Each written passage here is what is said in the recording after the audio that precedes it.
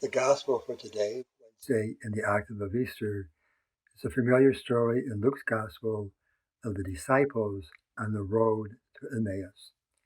It's Easter Sunday afternoon, and Cleopas and his companion, two of Christ's disciples, are making their way to Emmaus, a town we are told is 7 miles from Jerusalem. A lot of time for them to talk. And they're despondent, they're heartbroken. They had hoped that Jesus was the Messiah. They had hoped that he was the one who would save Israel. But he has been crucified. He's been put to death. He was a failure. The hopes have been dashed. As they walk along, Jesus joins them. They do not recognize him. He remains a stranger to them. But he walks with them during this difficult time. And in the story, Jesus is basically two things. First, he explains Scripture to them, and then he breaks bread with them. In explaining Scripture, he goes through Scripture to explain to them why the Messiah had to suffer and die. And he goes back to the beginning of Scripture. Perhaps he reminds them of how at the time of creation, the world was full of darkness and chaos, but God brought new life out of that. During the terrible times of slavery in Egypt, God brought them from that slavery to freedom in the Promised Land. The many trials during the time of the exile, God used the exile to form a new people.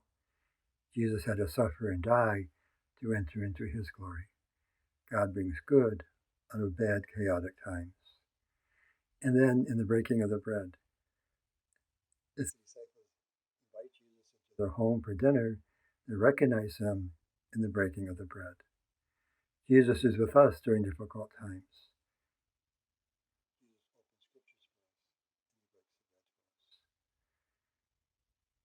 It's also significant, I think, how when they recognize Jesus in the breaking of the bread, he immediately vanishes.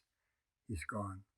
That's how often we experience God in our life. God's presence is often fleeting. It's transitory.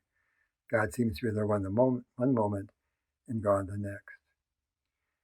It's kind of like the nun song in The Sound of Music.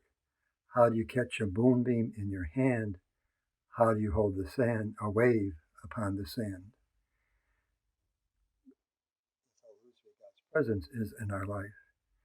And sometimes it's only as we look back in the past that we recognize that Christ was with us, that God is with us. That's what happens to the disciples. As they look back, they realize that their hearts were burning as Jesus explained Scripture to them. I think a strong spirituality, a confident faith, recognizes God's presence in the past as much as in the present. So if we look back at God's presence in the past in our life, we can experience his presence with us right now. During these difficult times of the pandemic, we believe that Jesus continues to walk with us. As we look back over our experience of Christ's presence in our past, it gives us strength to face the present.